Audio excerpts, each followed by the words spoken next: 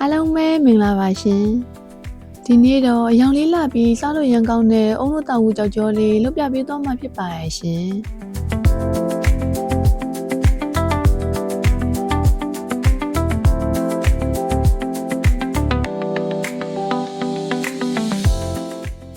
အရင်ဆုံးတောက်ဝူပြုတ်ဖို့အတွက်အိုးထဲကိုရေထည့်လိုက်ပါမယ်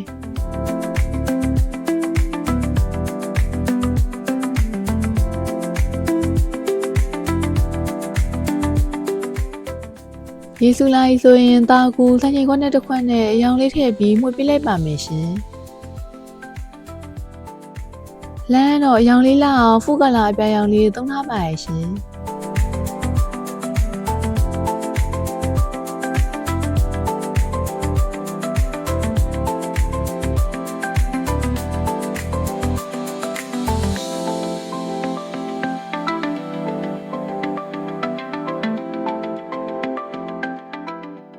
တဲလာလိုက်တာတောက်ကူလေးရအခုလိုမျက်စံလေးပြတ်လို့နီးပါဖြစ်ပြီဆိုရင်မီးပိတ်ပြီးခဏလောက်နှက်ထားပြလိုက်ပါမယ်ရှင်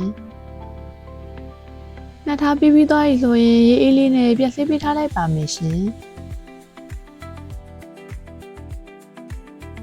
ပြီးရင်အိုးထဲကိုကြောက်ကြောမုတ်ထမင်းစားစွန်းနဲ့2စွန်းတကြားထမင်းစားစွန်းနဲ့9စွန်းနဲ့စားနှင်းငယ်ထည့်ပြီးအလုံးသမသွားအောင်မှုတ်ပေးလိုက်ပါမယ်ရှင်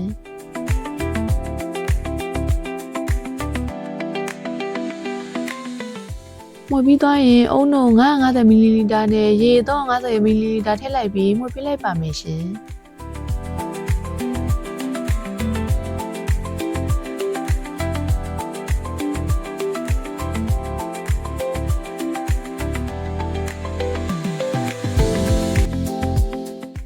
သမသွားပြီဆိုရင်မီးဖွင့်ပြီးပွက်ပွက်ဆူလာရဲ့အထိတက်ထားပေးလိုက်ပါမယ်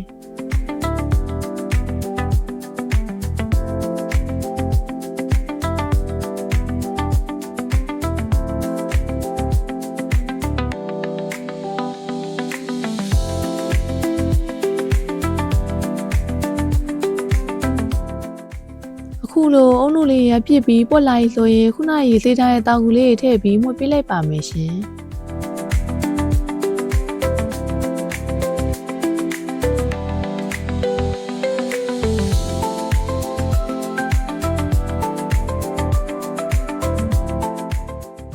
အုံတို့နဲ့တောက်ကူလေးအားလုံးသမသွားပြီဆိုရင်အေးခံမဲ့ခွက်ထဲကိုလောက်ထည့်ပေးလိုက်ပါမယ်ရှင်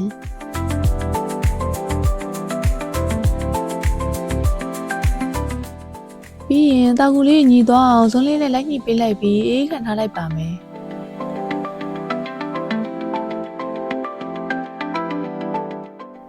အေးခံထားလိုက်တာအခုဆိုကြောက်ကြောလေးရခဲနေပါရှင်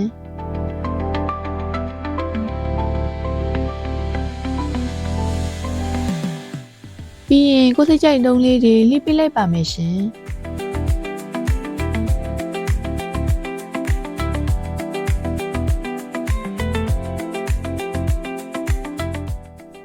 ခုဆိုရင်ရောင်လေးလာပြီးစားလို့ရန်ကောင်းတဲ့အုံတို့တောက်ကူကြောက်ကြောလေးရသွားပါရဲ့ရှင်။အဲဗီဒီယိုလေးကိုဆုံးဖြတ်ကြည့်ပေးကြတဲ့တကယ်ချင်းအလုံးကိုကျေးဇူးတင်ပါတယ်ရှင်။နောက်ဗီဒီယိုမှာပြန်တွေ့ကြမယ်နော်။ Bye bye